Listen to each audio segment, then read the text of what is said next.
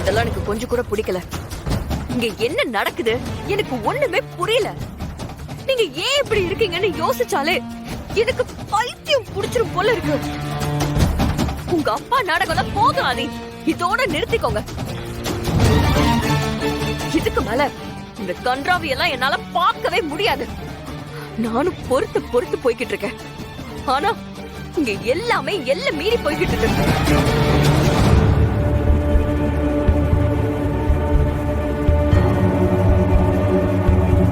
மித்ரா, இப்ப எதுக்கு நீ இந்த மாதிரிலாம் நடந்துக்கிற? அப்படி என்ன ஆயிடுச்சு? குழந்தைன்னு கூட பார்க்காம இவ்வளவு ரூடா பிஹேவ் பண்றீங்க. நல்லாவா இருக்கு? போதும் ஆதி. குழந்தைங்க வருத்தப்படும், பாரதி தப்பா நினைப்பாங்க. இப்படி மத்தவங்கள பத்தி எல்லாம் யோசிக்கிற நீங்க எங்களை பத்தி யோசிக்கிற மாதிரியே தெரியலையே. மித்ரா என் தங்கச்சி. என்னைக்காவது அவளுக்காக ஏதாவது பண்ணிருக்கீங்களா? இந்த வீடு எங்க வீடுதாங்கிறதே உங்களுக்கு மறந்தே போயிடுச்சு. அவங்களுக்கும் எங்களுக்கும் என்ன சம்பந்தம்? ஏதோ பிரச்சனைன்னு வந்தாங்க, தங்குறாங்க, அவ்வளவுதான். போக வேண்டியதுதானே. இங்கே டேரா போட்டு உட்காந்துட்டு இருந்தா எப்படி? சரி, அதை விடுங்க. அவங்க நல்லவங்களாவே இருந்துட்டு போட்டோம். ஆனா நீங்க பண்றது எனக்கு சுத்தமா பிடிக்கல. என் தங்கச்சியை கல்யாணம் பண்ணிக்கிறதுக்காக நீங்க யுஎஸ்ஏல இருந்து வந்திருக்கீங்க. ஆனா வந்த விஷயத்த மறந்துட்டு ஏதேதோ பண்ணிட்டு இருக்கீங்க. என்னைக்காவது நீங்களா அதை பத்தி பேசியிருக்கீங்களா? இல்லையே. உங்க மனசுல என்ன இருக்குன்னு எங்களுக்கு சுத்தமா தெரியல. சரி, அதை விடுங்க. இப்ப அது கூட பிரச்சனை இல்ல. இவங்க எல்லாருக்கும் இந்த வீட்டுல என்ன உரிமை இருக்கு? யார் இவங்க எல்லாம்? எதுக்காக இங்க இருக்கணும்? இவங்களுக்கு வெளியில பிரச்சனை, கொஞ்ச நாள் இருந்துட்டு போட்டோம் அப்படின்னு சொல்லி கூட்டிட்டு வந்தீங்க.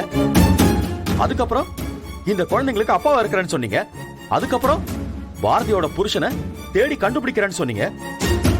இதுக்கு நடுவுல எவனோ ஒருத்தன் பாரதியோட புருஷன் சொல்லிக்கிட்டு இந்த வீட்டுக்குள்ள வந்து டிராமா பண்ணிட்டு போயிட்டான்.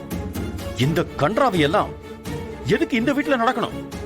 இது எல்லாத்துக்கும் மேல ஆசையா வளர்த்த தங்கச்சிய இந்த ஓடுகளுக்கு கல்யாணம் பண்ணி கொடுத்து இதே வீட்டுல குடுத்தனம் நடத்திட்டு இருக்கான். இதுக்கு மேல என்ன நடக்கணும்? போதும் ஆதி.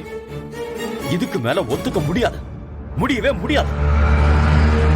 அவங்க இந்த நிமிஷம் வீட்டை விட்டு போய் ஆகணும்.